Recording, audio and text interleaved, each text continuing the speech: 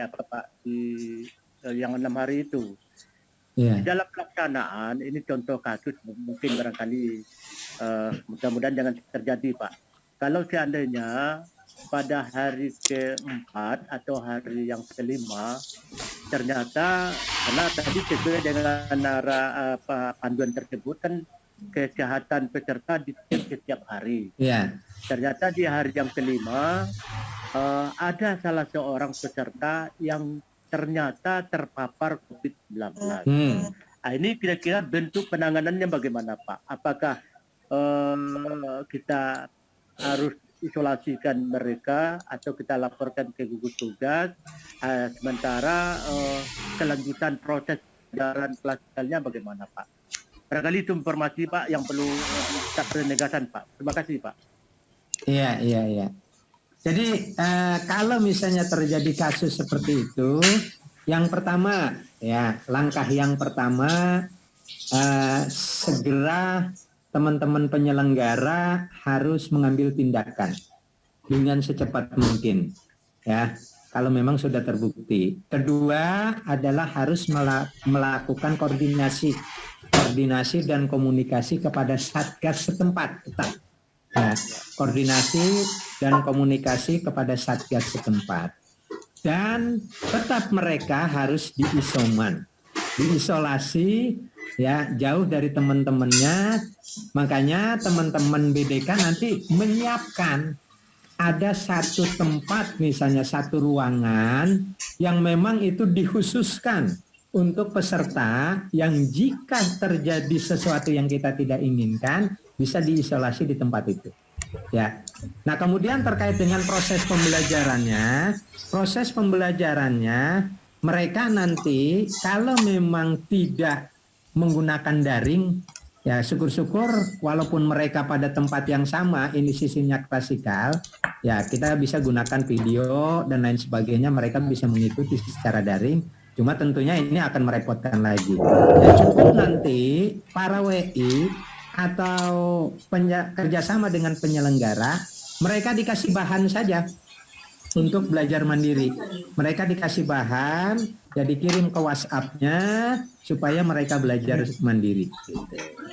Supaya mereka belajar mandiri. Nah kemudian ketika nanti, kan nanti di 6 hari terakhir itu ada ujiannya ya.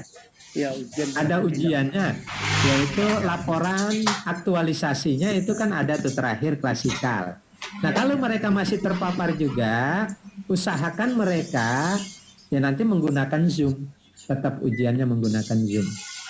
Gitu. Nah itu diatur oleh teman-teman. Karenanya hal-hal yang seperti ini harus sudah diantisipasi dari sekarang. Pertama harus ada ruangan kosong, ya minimal satu kelas, dipersiapkan supaya nanti ketika terjadi sesuatu yang kita tidak inginkan, kita sudah siapkan tempatnya. Itu yang pertama. Yang kedua, ya disiapkan juga Zoom-nya ketika nanti memang yang kita tidak inginkan terjadi. Gitu. Jadi mereka tetap bisa mengikuti proses pembelajaran yang berlangsung.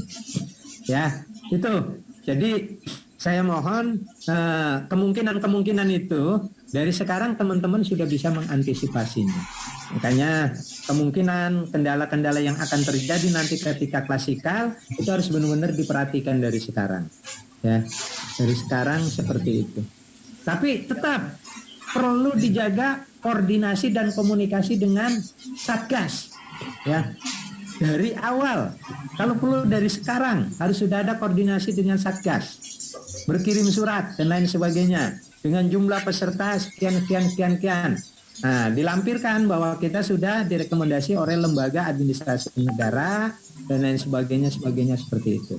Ya, kenapa?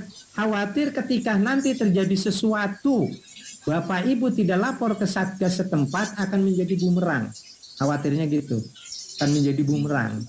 Khawatir seperti itu. Maka dari sekarang proses pendekatan, komunikasi, koordinasi dengan satgas itu. Jadi kira-kira begitu Pak Jasrison. Ya Pak. Ya Pak. Ya, Saya terima kasih seperti itu. Iya. Oke. Satu lagi Pak, itu kalau seandainya penanganannya sampai sebatas di Balai Diklat Pak. Kalau ternyata nanti Pak seandainya tidak bisa ditanggulangi atau diisomakan di Balai Diklat, artinya agak berat terpaparnya, kan harus dibawa ke rumah sakit Pak. Ya. Nah, ke rumah sakit, sementara dalam rumah sakit kondisinya memang tidak bisa mengikuti baik secara daring maupun dengan tugas-tugas yang lain. Jadi pertanyaan sama saya Pak, proses kelanjutan pembelajarannya bagaimana Pak? Kalau memang terjadi proses yang kita tidak inginkan, ternyata mereka terpaparnya sangat berat dan tidak memungkinkan pembelajaran dilanjutkan, maka cukup mereka nanti menyusul. Cukup mereka menyusul. Itu udah kebijakan yang terakhir dari BDK. Harus proses menyusul. Kan nggak mungkin orang yang sakit kita nyatakan tidak lulus dengan sebab sakit gitu. Nah ini sangat tidak adil. Maka proses berikutnya nanti dengan kutnya gitu kan. Dengan kutnya ini menyusul. Dia bisa ujiannya nanti menyusul. Ya ketika mereka sudah pulih dengan kondisi yang memungkinkan bisa menggunakan Zoom. Ketika mereka kembali ke daerahnya bisa menggunakan Zoom menyusul. Nggak apa-apa. Kasus seperti ini tahun lalu juga pernah terjadi ketika ada yang gempa kan begitu. Ya di Aceh. Akhirnya mereka tidak bisa melakukan mereka tidak bisa melakukan laporan, tidak mengikuti dan lain sebagainya. Apa mereka kita salahkan? Oh itu kan kasus yang kita tidak inginkan. Maka kita undur untuk ujiannya gitu. Jadi mereka bisa kita fasilitasi ketika mereka nanti sudah sembuh, kita fasilitasi supaya mereka bisa ikut ujian dan sebelumnya kita beri juga materi supaya ada pendalaman materi tersebut. Boleh seperti itu. Ya. Nah ini maksud saya yang kayak gini harus benar-benar diantisipasi gitu. Teman-teman BDK dari awal gitu. Jangan kita lihat nanti kumpul pas, tahu-tahu kita bingung untuk mengantisipasinya ketika kemungkinan itu terjadi. Nah, gitu. Jadi teman-teman kasih, teman-teman penyelenggara, teman-teman WI ikut saling mendukung, membantu untuk mengantisipasi hal-hal yang kita tidak mungkinkan yang akan terjadi. Ini harus sudah bisa ada desainnya dari sekarang, teman-teman BDK secara keseluruhan. Ya, barangkali itu Pak Desi John. Pak Kabid saya ya. Terima kasih banyak Pak informasinya. Ya, siapa nih? Dari Semarang Pak, Ya Semarang Pak Deden. Siap. Ya, terima kasih Pak Kabid. Assalamualaikum warahmatullahi wabarakatuh. Waalaikumsalam warahmatullahi wabarakatuh. Ya, terima kasih Bapak Ibu semuanya. Langsung saja terkait dengan pelaksanaan kegiatan pelatihan dasar CPNS di Semarang ini sudah berjalan dan ini sudah sampai di agenda keempat Bapak. Agenda keempat yaitu terkait dengan rancangan aktualisasi. Namun demikian kami mohon untuk informasinya terkait pelaksanaan kita harus nanti melaporkan bentuk laporan baik itu yang blended learning maupun yang klasikal. Mungkin Pusdiklat bisa memfasilitasi supaya bentuk pelaporannya ini nanti bisa sama seperti saat ini ada sosialisasi tentang panduan rancangan aktualisasi maupun laporan aktualisasinya. Ini yang pertama. Yang kedua terkait dengan tadi sudah disampaikan persiapan-persiapan di pelaksanaan klasikal. Harapannya juga dalam pelaksanaan klasikal nanti tidak ada kendala yang betul-betul tadi yang disampaikan Pak Jas Rizon, yaitu kendalanya yang betul-betul mengkhawatirkan. Harapan kita semuanya klasikal tetap bisa berjalan tetapi juga tetap melaksanakan protokol kesehatannya dengan baik. Jadi dua itu Bapak, yang pertama terkait dengan bentuk laporan klasikal dan blendednya, apakah itu nanti menjadi satu, karena kita juga harus dalam pelaksanaan tadi disampaikan melaporkan hasilnya ke Pusdiklat dan ke lembaga administrasi negara. Sementara bentuk laporan ini dari lembaga administrasinya kemarin juga sempat kita tanyakan, belum ada panduan bentuk laporannya. Karena kalau yang klasikal kita sudah memakai yang pola yang lama, tetapi kalau yang blended ini kan karena keterpaduan antara klasikal dan blended learning atau e-learning, sehingga nanti apakah menjadi satu atau terpisah. Itu saja Bapak, terima kasih. Wassalamualaikum warahmatullahi wabarakatuh. Waalaikumsalam warahmatullahi wabarakatuh. Ya, langsung saja ya. Terkait laporan ini memang LAN itu tidak membuat format laporan penyelenggaraan. Laporan kegiatan tidak membuat formatnya, ya, terkait klasikal maupun blended learning.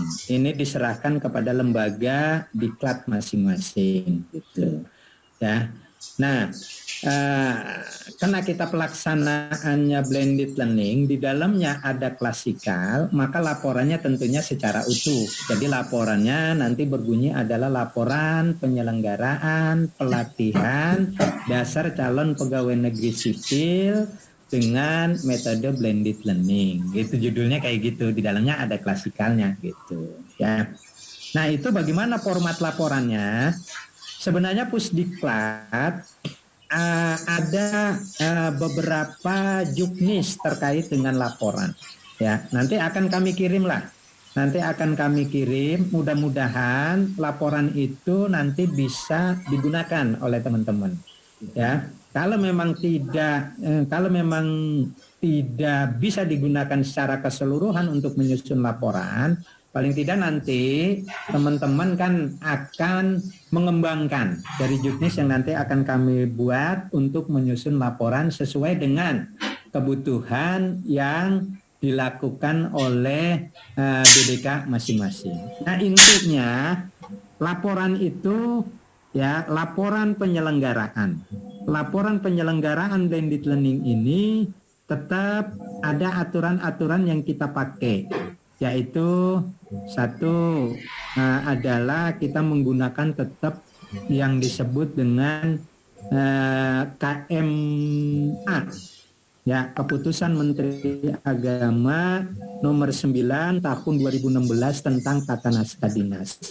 Nah, di dalam tata naskah dinas itu ada bentuk pelaporan. Nah, ini udah kita turunkan ke dalam juknis kita. Kenapa? Kalau nanti ada beberapa hal yang kita tidak rujuk ke situ, biasanya Ijen itu sangat peka. Oh, ini laporannya tidak sesuai nih. Ketika ada pemeriksaan, tidak sesuai nih dengan KMA ini dan lain sebagainya. Nah, terkait blendednya nanti tinggal kita sesuaikan. Oke? Ya, nanti saya cek juknis yang sudah ada. Nanti kalau memang sudah ada, maka Mas Jenal selaku Kasubid kami di Kabid Program dan Pengendalian Mutu, kami perintahkan untuk men-share kepada kasih-kasih secara keseluruhan supaya ada keseragaman. Kalau memang nanti harus dikembangkan karena ini ada terkait blended learning-nya, silakan dari laporan yang ada nanti ditambahkan dan lain sebagainya. Kira-kira begitu Pak. Ya. Kemudian tadi enggak, tadi yang kedua apa pertanyaannya? Yang kedua, harapannya mudah-mudahan tidak terjadi hal-hal yang sifatnya untuk pelaksanaan tadi dengan adanya kasus-kasus tadi. Mudah-mudahan kita semua berharap begitu. Tetapi kita jangan lengah gitu. Jangan lengah artinya mulai dari sekarang kita mendesainnya gitu. Mendesain ini ruangan belajar yang digunakan ini ada satu ruangan yang memang kita siapkan untuk menjaga kemungkinan yang kita tidak inginkan. Itu harus tetap disiapkan. Walaupun nanti pada kenyataannya tidak ada yang terkapar, tidak apa-apa, itu lebih bagus. Ya, tapi ketika sudah ada yang terkapar kita tidak menyiapkan ruangan, ini kan malah bahaya. Gitu. Iya, minimal kamar kosong dengan tempat tidurnya dan lain sebagainya harus benar-benar itu sudah disiapkan. Kemudian tenaga medis juga harus disiapkan. Ya, saya nggak tahu di BDK itu ada nggak tenaga medisnya? Masing-masing ada. Ada Bapak, di Semarang ada. Kalau sudah ada itu benar-benar disiapkan gitu, benar-benar disiapkan semuanya. Pokoknya diatur lah. Ya, jangan kita berpikirnya yang enak-enak saja. Ya, jangan berpikir yang enak-enak saja. Tapi kemungkinan itu harus benar sudah dijawab dari sekarang. Ketika terjadi, kita sudah siap untuk mengantisipasinya. Gitu. Oke, gitu ya. Selanjutnya Pak Doden, silakan. Baik, Pak Kabit, terima kasih. Izin bertanya Pak Kapus. Pertama soal strategi, ya soal strategi ini karena ini juga kondisi pandemi sehingga tidak memungkinkan untuk kumpul bersama secara keseluruhan, maka pernah pengalaman di Mahkamah Agung itu mereka sistemnya perwakilan pada saat klasikal terakhir itu. Sistem perwakilannya diatur sedemikian rupa berapa orang jumlahnya, kemudian dilakukan antigen baru bisa sama. Bahkan satu kamarnya, satu orang satu kamar. Itu soal strategi. Kemudian yang kedua, soal tadi disinggung oleh Pak Wahib, laporan penyelenggaraan ya. Memang sebaiknya ada semacam template yang dibuat oleh bidang 1, ini kebetulan Pak Ipul Kabitnya, template penyelenggaraan blended, laporan blended. Kalau selama ini kita klasikal, ini kita blendednya, konsepnya template-nya itu mungkin perlu disiapkan oleh kita selaku Pusdiklat, kemudian di-share ke balai. Nah, untuk karena ada kewajiban melaporkan ke Pusdiklat kaitan dengan itu,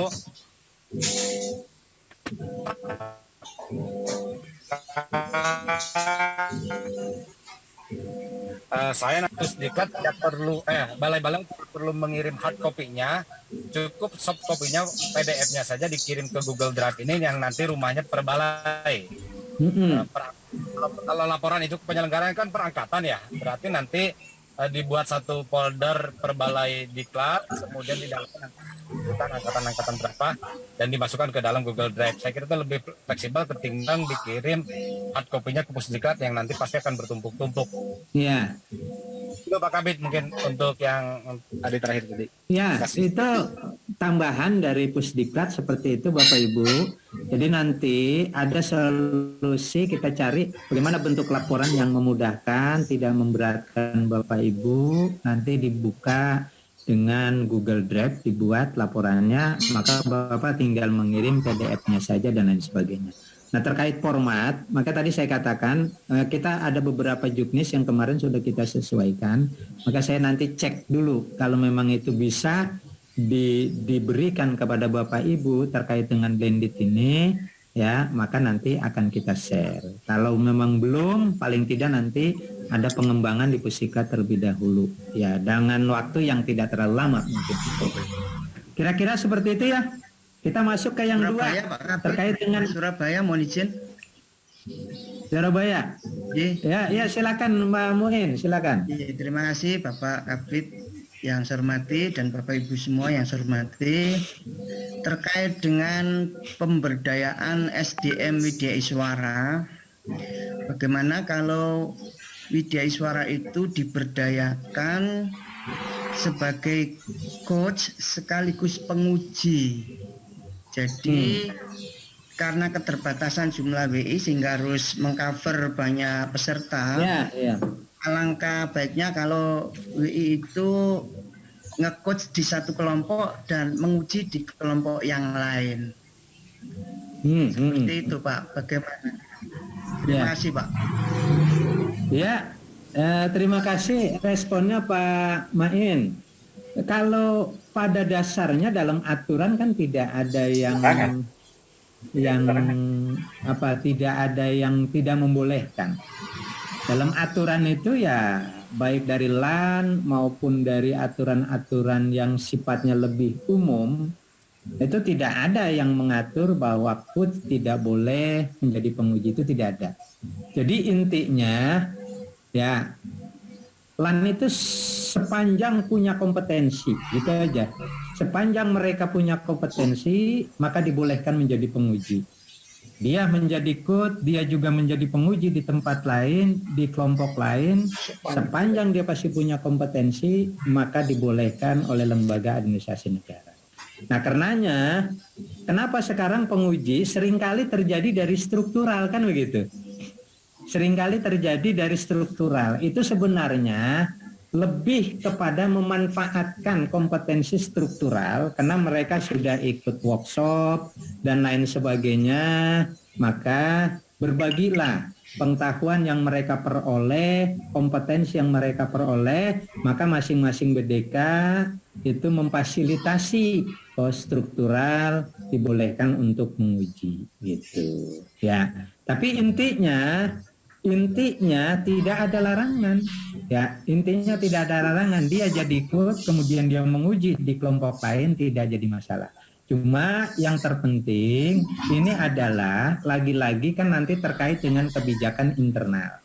Ya, kebijakan internal dari kepala pusdiklatnya, dari kasih-kasihnya, kasubagnya dan lain sebagainya. Nanti mereka kan yang mengatur penguji, yang mengatur kus dan lain sebagainya. Nah, oleh karenanya ya kami mohon semuanya dalam kegiatan ini mensukseskan Latsar 2021 harus ada kerjasama yang kuat ya antara kepala pusdiklat, kasih-kasih, kasubag dan para widya iswara gitu. Baik dalam proses pembelajarannya, siapa yang menjadi coach, siapa yang menjadi penguji, siapa yang menjadi tenaga pengajar, itu silakan saling berkolaborasi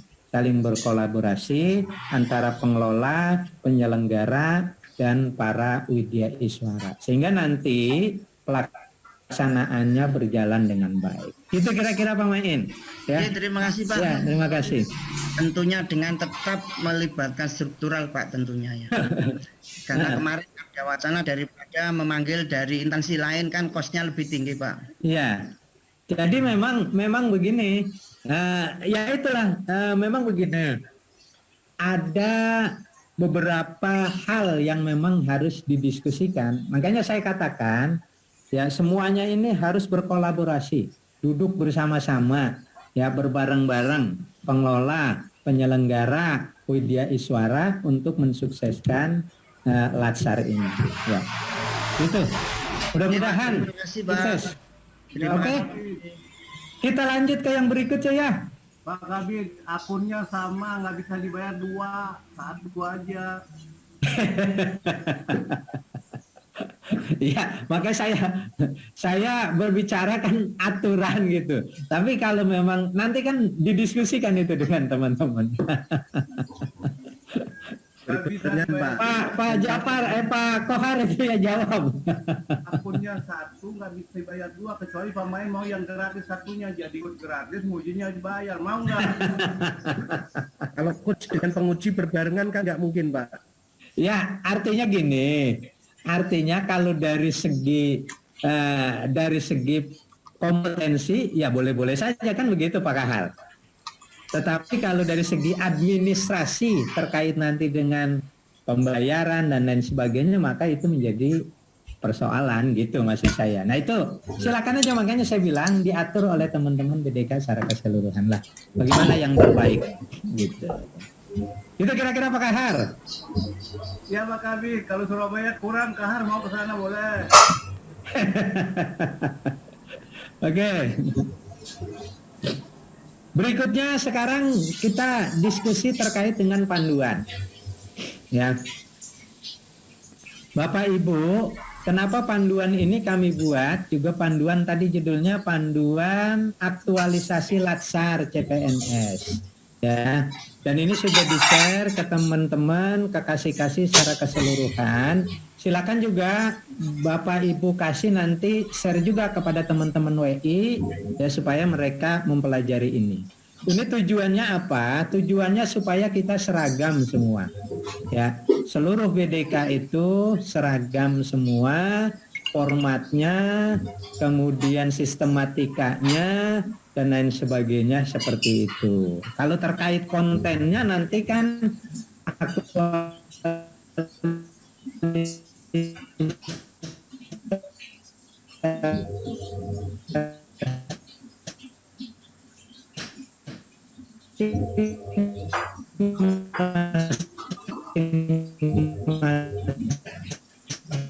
peserta itu. Nah ini kami ingin panduan ini yang sudah ditangani oleh Pak Kapus. Ya Pak Kapus menginginkan ada keseragaman. Ini sudah kami serahkan kepada kasih-kasih.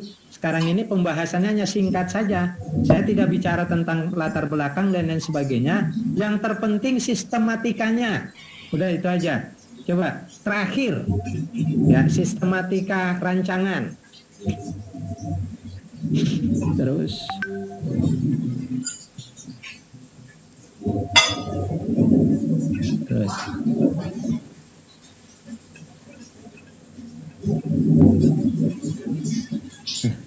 ya sistematikanya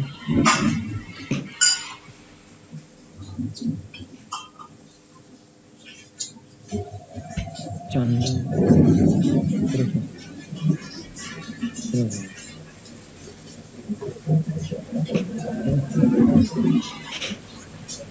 halaman berapa?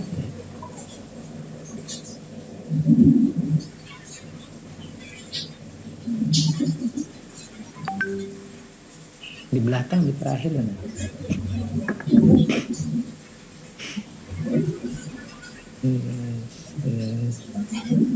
Terus ada lampirannya. Nah ini lampiran. Nah ini coba kita lihat di sini terkait format rancangan ya aktualisasi tidak perlu dijilid. Artinya pada saat seminar itu tidak perlu dijilid dulu gitu rancangan ini ya. Maka kita buat format rancangan aktualisasi tidak perlu dijilid gitu. Karena kan ada yang udah dijilid oleh peserta, tahu-tahu dibongkar-bongkar lagi oleh penguji. Nah, itu kan jadi masalah juga. Ya, yang rancangan aktualisasi atasnya adalah logo, ya logo Kementerian Agama. Kita pakainya logo Kementerian Agama. Jangan sampai nanti peserta membuat logonya sendiri. Karena setiap perguruan tinggi itu kan berbeda logonya. Maka kita gunakan logo Kementerian Agama. Rancangan aktualisasi di bawahnya nilai-nilai dasar profesi pegawai negeri sipil. Nah, ini ada calon. Dia calon apa? Calon guru.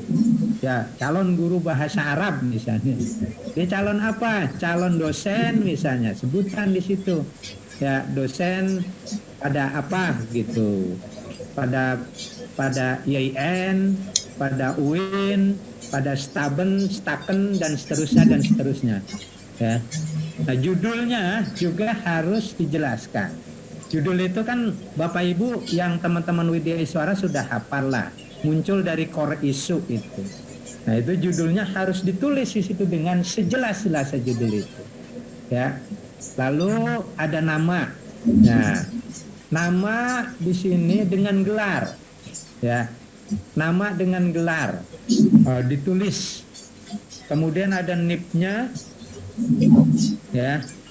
Lalu peserta latihan dasar CPNS golongan berapa? Itu. Ya, golongan berapa? 1, 2, 3 tulis itu. Angkatan berapa tulis. Di bawahnya Kementerian Republik Indonesia apa tuh? Kementerian Agama, Pak. Kementerian Agama ini. Ya, Kementerian Agama Republik Indonesia. Agamanya kurang, nanti ditambahin. Balai Pendidikan dan Pelatihan tahun 2021. Ya. Terus, yang kurang di format itu nanti tambahin. Ya. Kemudian lembar persetujuan. Nah, ini ada lembar persetujuan, terus berikut dan lain sebagainya. Ya. Kemudian ada lembar pengesahan. Ya. Pengesahan. Nah, kalau pengesahan itu harus dari penguji. Ya, harus ada tanda tangan penguji. Kalau persetujuan tidak perlu. Ya. Maka lembar pengesahan telah diuji di depan penguji pada hari tanggal penguji, tulis namanya di situ. Ya. Nama lengkap Kepala BDK. Nah, itu rancangan formatnya. Terus terkait daftar isi. Ya. Terkait dengan daftar isinya. Di situ ada lembar persetujuan dilampirkan di depannya. Ada lembar pengesahan juga dimasukkan, kata pengantar, daftar isi, kemudian daftar tabel. dan daftar gambar. Ya, daftar tabir, daftar gambar berikutnya. Ya, bab 1-nya pendahuluan terdiri dari latar belakang, tujuan dan manfaat, ruang lingkup. Ya, jadi kita singkat aja, latar belakang, tujuan dan manfaat serta ruang lingkup. Bab 2-nya rancangan aktualisasi. Ya, A-nya deskripsi organisasi. 1, profil organisasi. 2, visi, misi dan nilai-nilai organisasi. B, deskripsi isu. C, analisis isu. Ya, D, argumentasi terhadap core isu atau yang terpilih. Ya. E, nilai-nilai dasar profesi PNS. Berikutnya adalah matrik rancangan, lalu jadwal kegiatan, kemudian kendala dan antisipasi. Bab 3-nya adalah penutup. Ya. Jadi karena ini adalah bukan skripsi, bukan tesis dan bukan disertasi, maka kita buat sesimpel mungkin yang tentunya lebih kepada implementatif atau aktualisasinya terhadap nilai-nilai tersebut. Gitu. Lalu ada daftar pusaka dan lampiran-lampiran. Bu, Ya. Ini adalah terkait dengan sistematika dia buka rancangan. vaksin hari Jumat, Sabtu, cuma Nah ini sekarang dia ya, melayani penjelasan vaksinasi kedua. outline yang tadi, latar belakang isinya apa saja, ya, kemudian tujuan manfaat Di isinya sini apa puskesmas saja, tentang ya, Perumnas, lalu ruang dia layani lingkup Sabtu. isinya apa saja dan Jumat, seterusnya ini Sabtu. sudah kita jelaskan di sini. Cuma Ya, nanti pendaftarannya jam 8, teman-teman cuma coach, sekarang mereka ya, layani vaksin teman-teman kedua. coach, terutama Ya, sudah ketika dia. memberikan Ya. bimbingan, Hah? ini bisa Banyak, melihat Bu. apa saja sih isinya terkait latar belakang, tujuan, ruang lingkup dan lain sebagainya yang ada di sini. Tidak ada orang dilarang dihukum itu. Nanti ini tinggal dibaca saja kali itu. Yang Ya, nggak perlu saya sampaikan. lihat kemarin itu Berikutnya, sudah ada keputusan Menteri Kesehatan vaksin apa ini yang adalah digunakan di Indonesia. terkait Jadi kalau ada yang gunakan matrik, ditangkap. ya, matrik kira-kira kolom-kolomnya seperti ini. Ada kegiatan, ada tahapan, ada output, ada keterkaitan, ada kontribusi terhadap visi dan misi, dan kontribusi terhadap capaian penguatan nilai-nilai organisasi. Nah, itu harus dikaitkan. Nilai-nilai organisasi yang di Kementerian Agama itu kan ada. Ya, apa saja tuh kira-kira? Pertama, integritas. 2, profesionalitas. Kan gitu. 3, inovasi. 4, tanggung jawab. 5, keteladanan. Nah, nilai-nilai yang disebut dengan aneka itu bagaimana nanti keterkaitannya dengan nilai organisasi yang ada. Ya, terutama nilai-nilai organisasi kita yaitu Kementerian Agama. Nah, itu nanti makanya ini harus benar-benar tahapan. Mana Pak Kaban, tidak ke sana arahnya Pak Kaban. Ya, Nilai aneka itu dikaitkan dengan manajemen organisasi yang ditemukan dalam core isu Pak Kaban.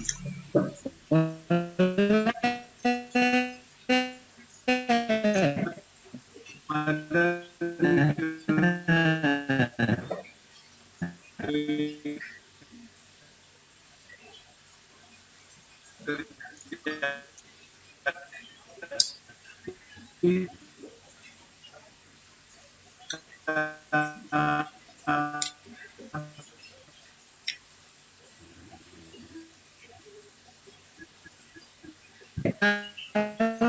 begini, ada tahapan, ada kegiatan, kemudian ada tahapan tahar boleh. Tetapi kalau mau dikembangkan juga dengan nilai-nilai yang ada di organisasi kita itu juga boleh.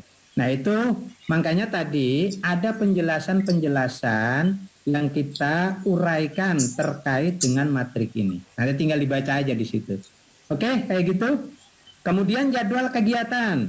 Jadwal kegiatan ini sudah kita buat seperti ini. Nah, nanti tinggal disesuaikan jadwal kegiatan ya terkait bulan dan minggu terus dan seterusnya dan seterusnya.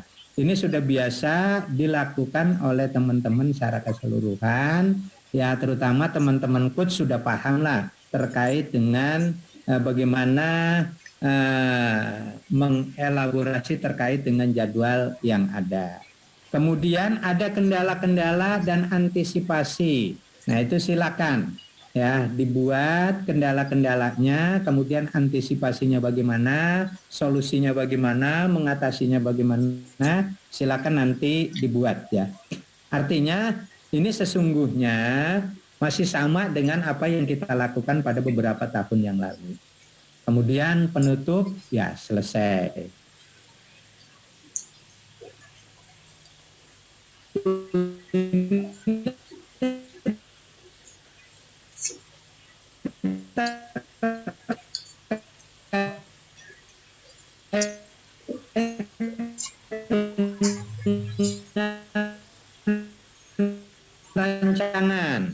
Rancangan. Di sini ada calon, ada nama dengan gelar, ada peserta latihan dasar, calon mekanik sipil, golongan, angkatan dan lain sebagainya. Ya, ini sama. Berikutnya ada lembar persetujuan. Nah, lembar persetujuan di sini ada beberapa item yang telah disetujui pada hari ini. Ada pembimbing, ada mentor, kemudian kepala BDK. Ya. Berikutnya ada lembar pengesahan, laporan aktualisasi nilai-nilai dasar profesi PNS. Ya, nah di sini lembar pengesahan, ya ada penguji, kemudian di bawahnya ada kepala Balai Pendidikan dan Pelatihan Keagamaan. Nah kemudian daftar isinya tentunya pasti berbeda.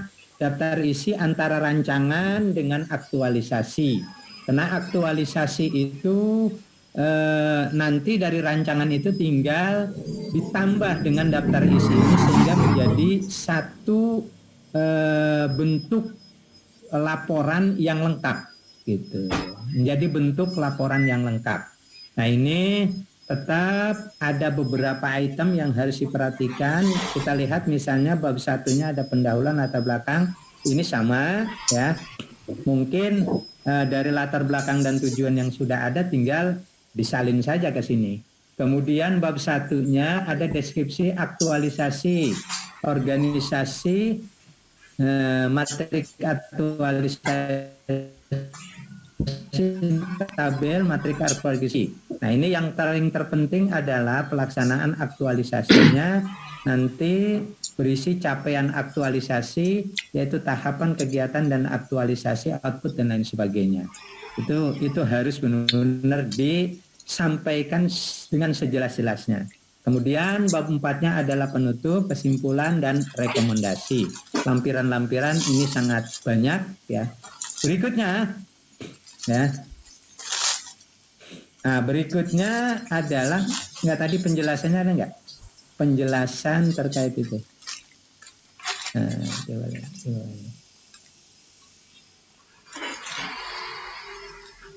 Nah ini nih bab 1 dan nah ini latar pendahuluan. Nah ini terkait latar belakang. Nah ini maksudnya terkait dengan laporan aktualisasi. Ini penjelasannya ada di sini.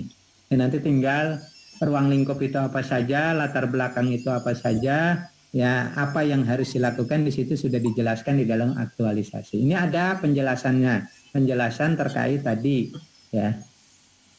Berikutnya, ya kesimpulan, bab 4 adalah penutup, kesimpulan, lalu ada format bimbingan strategi, ya strategi pembimbingan, rincian pelaksanaan bimbingan. Nah ini juga kita sudah buat. Strategi pembimbingannya bagaimana dan seterusnya dan seterusnya dan seterusnya. Terutama adalah bagi teman-teman coach, teman-teman Widya Iswara. Lanjut.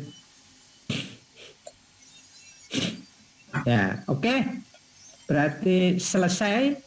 Ini terkait dengan panduan aktualisasi pelatihan dasar calon pegawai negeri sipil ya yang kita buat pada tahun 2021 ini.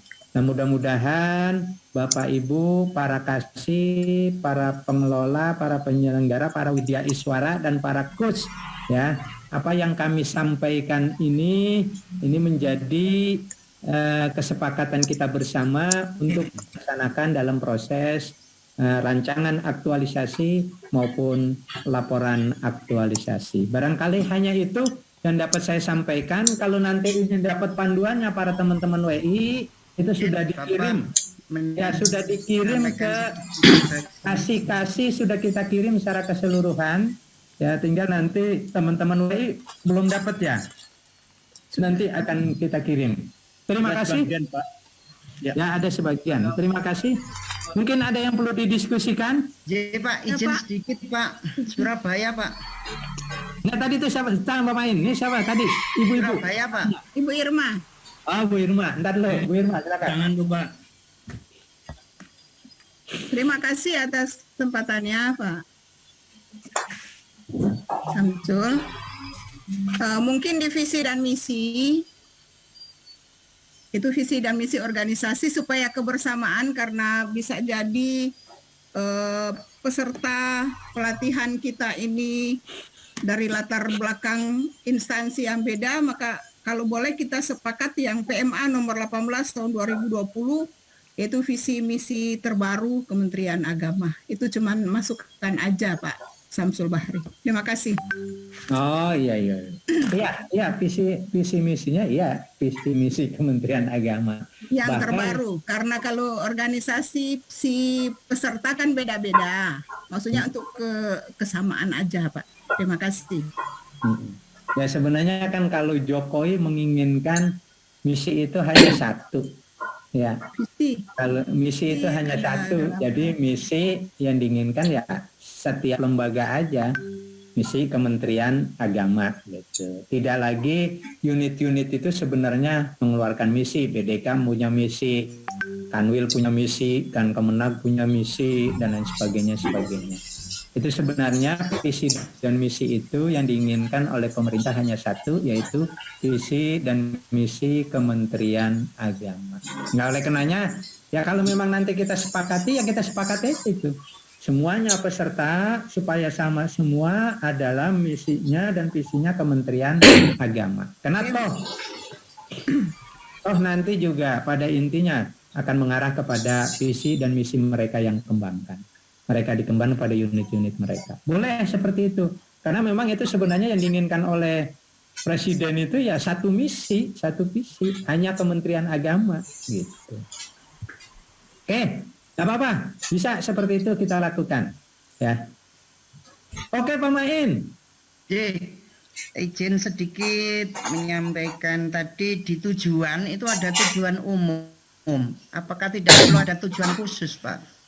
Tujuan khususnya belum ada. Iya. Terima kasih. Ya, yang penting gini aja, formatnya kita sudah sajikan terkait dengan tujuan, ya. Tujuan.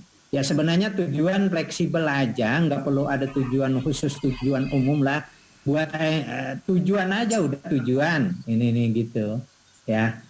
Artinya yang dimaksud tujuan umum itu adalah tujuan gitu, tujuan. Tulis aja. Kalau nanti ada tujuan umum, tujuan khusus akan lebih rigid itu. Ya, tujuan aja gitu. Terima kasih Pak. Berarti kata umum di delete aja gitu. Ya. Saiful, izin Pak dari Semarang. Ya, silakan. Menyambung dari apa yang sudah disampaikan oleh Bu Irma dari BDK Manado terkait dengan visi misi yang selama ini kami lakukan. Memang untuk visi misi itu lebih pada visi misi organisasi. Memang tidak akan ada keseragaman nantinya. Karena apa? Kalau menurut kami bahwa ketika kita memakai visi misi organisasi itu dia akan lebih mengena dengan kegiatan-kegiatan yang mereka susun dalam memecahkan core isunya.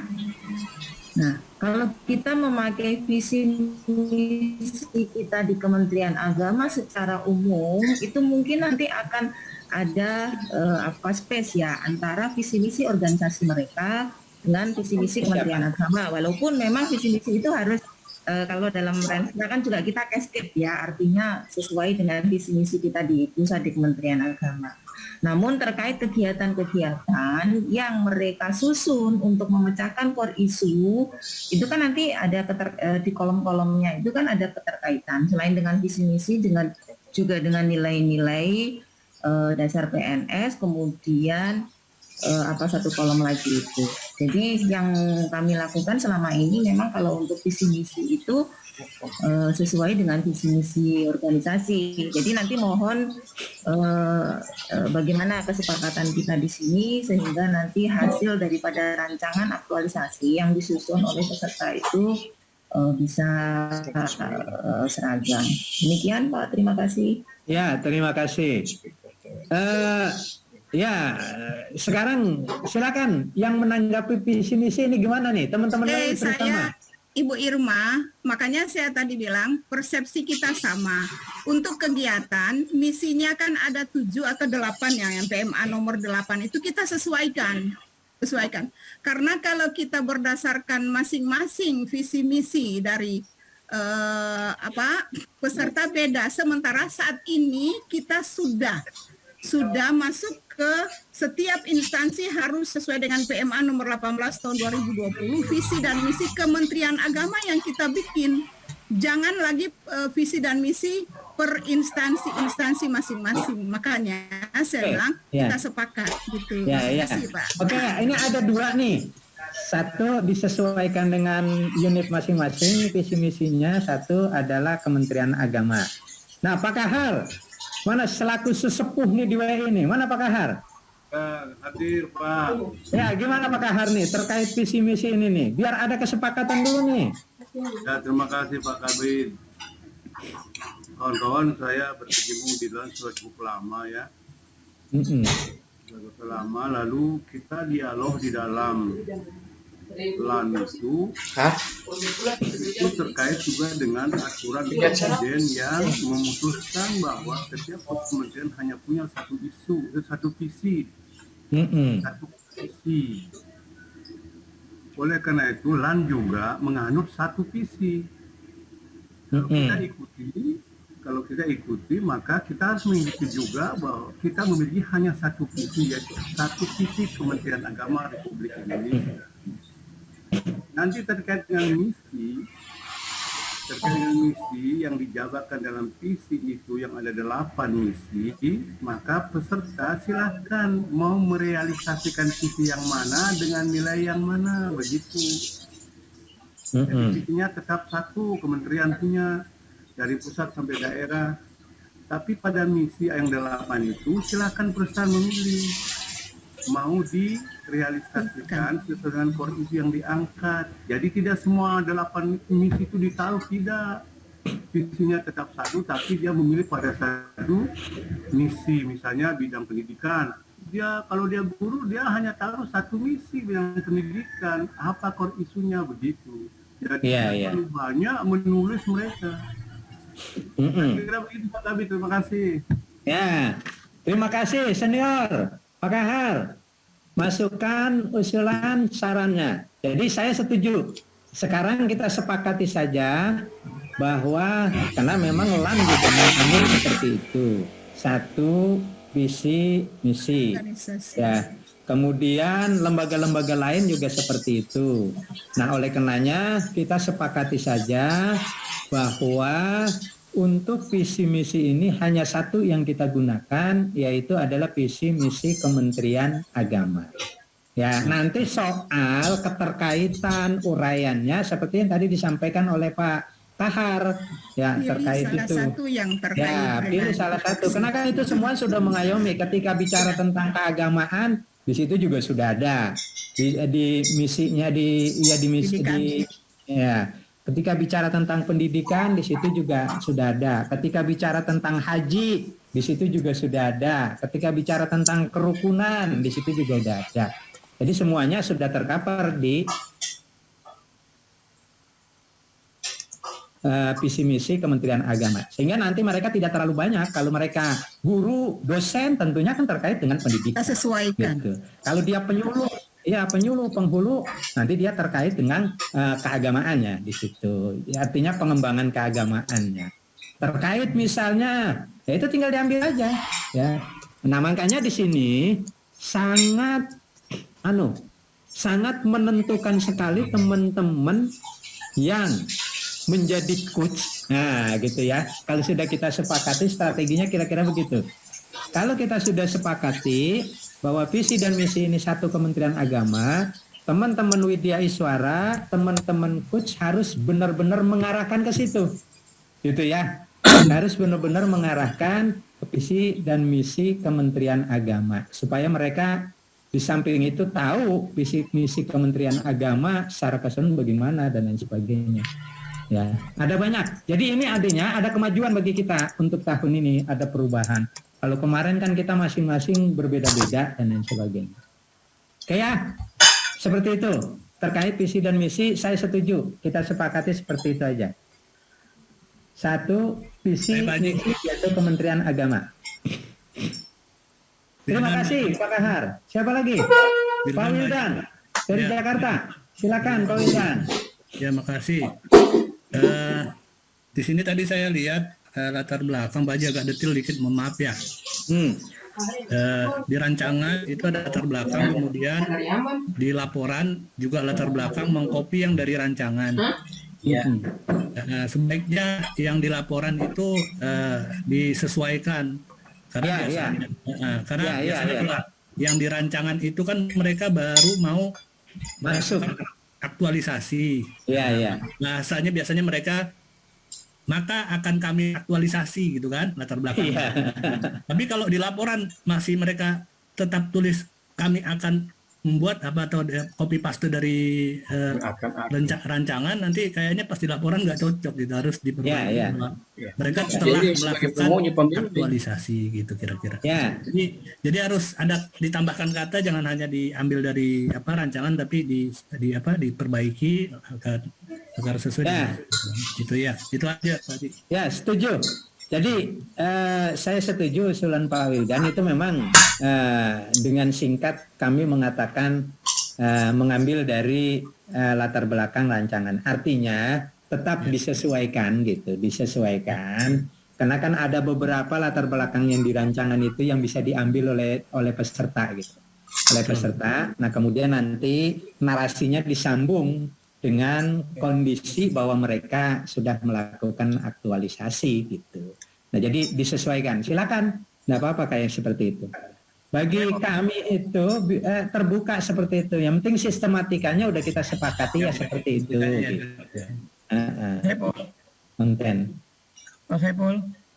Ya, dari Pak Gusman dari Palembang nih. Oh Pak Gusman, silakan Pak Gusman. Terima kasih, agak terlambat bergabung karena masih Zoom sama Latsar. Saya setuju dengan pendapat kawan-kawan. Karena terus terang Pak Saiful kalau bisa ini agak dipercepat contoh panduannya, karena kami mulai hari ini sudah coaching ini. Nah, jadi kalau memang sudah fit, jadi kami mohon cepat diperbaiki atau kalau belum sehingga kami menyampaikan ikutnya besok hari ini, kalau nggak salah sore jam 2 mulai ikutnya. Sudah fit semua itu, jadi sehingga tidak ada lagi perubahan karena kita sudah sepakat bersama. Terima kasih. Assalamualaikum warahmatullahi wabarakatuh. Iya. Artinya Pak Gusman terima kasih ya partisipasinya. Ini sebenarnya sudah kami share kepada kasih terkait dengan panduan tersebut ya. Kalau sistematikanya kan sudah tidak ada masalah. Paling nanti di narasinya saja. Narasinya disesuaikan dengan teman-teman latar belakang. Ketika dia aktualisasi, ketika dia rancangan dan aktualisasi itu kan disesuaikan saja narasi-narasinya gitu. Karena kalau kami mengatur terkait narasinya kan sangat tidak memungkinkan. Maka sistematika garis besarnya sudah kami sampaikan. Ini tinggal nanti dilakukan, diambil dari hal yang sudah kami buat secara sama-sama dari Pusdiklat dan sudah ditandatangani Kepala Pusdiklat Tenaga Administrasi. Tetapi ya tetap itu dipakai kalau ada masukan, catat, disampaikan kepada Pusdiklat. Nanti kita akan perbaiki lagi gitu maksud saya. Ya, kalau ada masukan dicatat. Nanti kan setelah itu panduan dijalankan ada kekurangan tuh. Ada kekurangan setelah dilakukan. Beri catatan, kemudian dikirim ke Pusdiklat kepada Mas Jenal ya. Kirim ke Mas Jenal catatan kekurangannya, nanti terus akan kita perbaiki. Karena kalau untuk menunggu sempurna persis, ini kan sangat sulit gitu. Sangat sulit, maka saya tidak menutup kemungkinan masih ada catatan-catatan yang perlu diperbaiki, kirim ke Pusdiklat melalui Mas Jenal nanti. Ya, nanti akan kami perbaiki lagi. Seperti itu. Terima kasih Pak Saiful. Ya. Oke ya, cukup kayaknya nih. Teman-teman biar tidak mengganggu karena ada yang mau ngajar, ada yang mau bimbingan, ada yang lain sebagainya ya. Jumat. Ya, pertama Jumat, yang kedua kami juga di sini di Pusikat sedang uploading data untuk akreditasi. Jadi ya di sela-sela uploading data ya kita beri kesempatan untuk teman-teman diskusi seperti ini pada pagi hari ini. Cukup ya? Tidak ada lagi. Mudah-mudahan ya apa yang kami sampaikan dari Pusdiklat Tenaga Administrasi, mulai dari panduan Lembaga Administrasi Negara maupun panduan tentang aktualisasi Latsar tahun 2021 ini yang dari Pusdiklat Tenaga Administrasi ini dapat atau bisa digunakan dengan sebaik-baiknya. Sekali lagi, jika ada catatan-catatan ya yang perlu diperbaiki dalam panduan tersebut, mohon dikirim nanti ke Pusdiklat Tenaga Administrasi. Demikian yang dapat kami sampaikan. Kami ucapkan banyak-banyak terima kasih kepada teman-teman Kasih, teman-teman Widya Iswara. Semoga apa yang kita diskusikan pada pagi hari ini ada manfaatnya, mendapat ridho dan bimbingan dari Allah Subhanahu wa taala. Amin. Yang Maha Esa.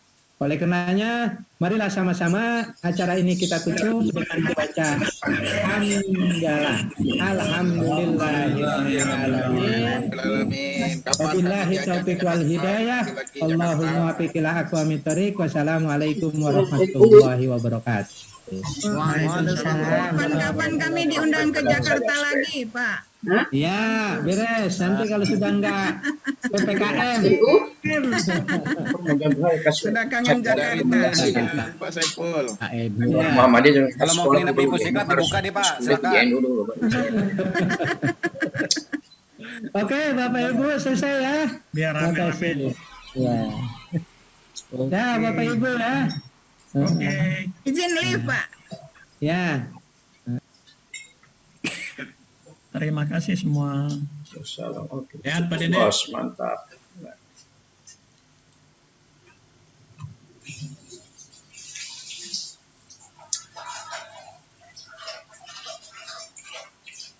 Yang tadi harus dari mana? Jakarta? Yang misalkan? Nggak bidang.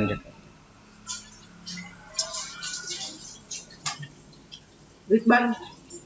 Ya apa? Nah. Ikhlas.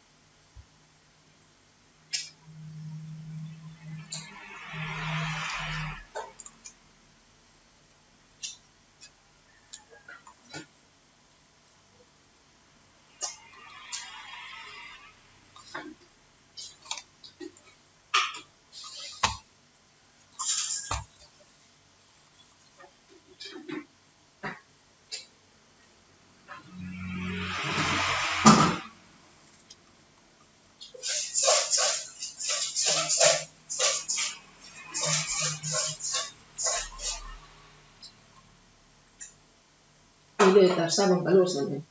Ketemu baju cuci setengah mati karena. Kayaknya kemudian sebentar kak, habis Jumat sore sebentar boleh bersih.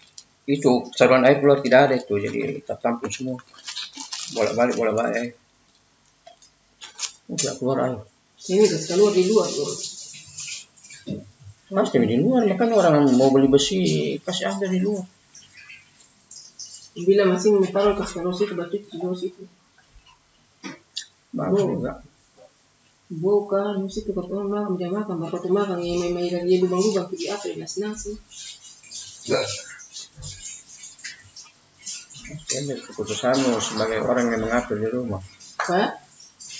Keputusanmu dari orang yang mengatur di rumah, aku mau apakan, mau bawa di luar lagi. Entah itu sudah kau semua kau kasih saya yang keputusan dia.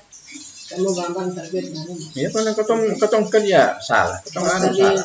Bapak di bank dengan anak kau tinggal kerja tertidur, sayangnya sedikit tidur lain. Dan satu lagi yang pakai tidur itu tuh ayah. Kalau sering begitu juga sengsara. Dia kerja yang bikin kepala ke bawah Itu karena orang capek, orang sakit. Betul. Kalau orang tidak sakit tidak boleh sakit. Kalau capek apa orang itu satu kali, dua kali, kak terana pun. Hanya pekerja dalam rumah yang ada yang bisa kerja. Kalau mata selalu pejam-pejam sakit. Ada pekerjaan yang bisa kau kerja di rumah, padahal kau tidak bisa kerja karena tidak terus, saya bertumpuk-tumpuk. Apa mau dia mau di sana nih berarti tidak bisa cuci. Ikut yang tidak ada tuh yang cium saja begitu. Kamar mandi saya dong buka tabelikan pertama mau kamar jadi cium karena kamar bagus sampai ketemu mati akhirnya akan menjadi penyakit yang aku punya. Betul ada yang bisa pikiran terbuka. Ada yang berpikir bagaimana caranya barang bertumpuk apa bagaimana, cari apa bagaimana, solusi itu bikin bagaimana. Ya ada. Itu sudah juga kesusahan sampai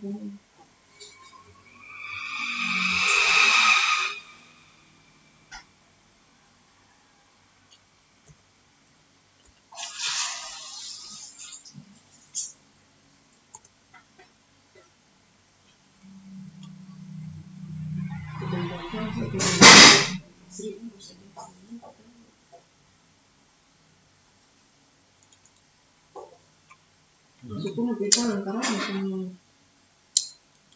kalau ada tanda-tanda tambah.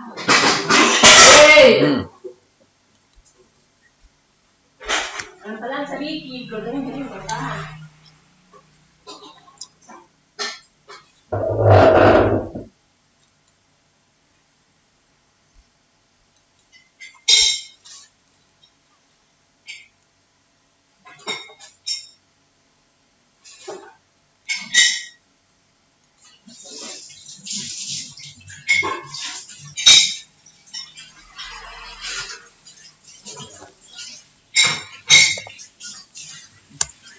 Mau berapa?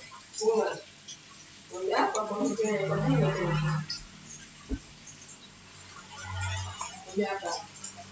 Mau berapa?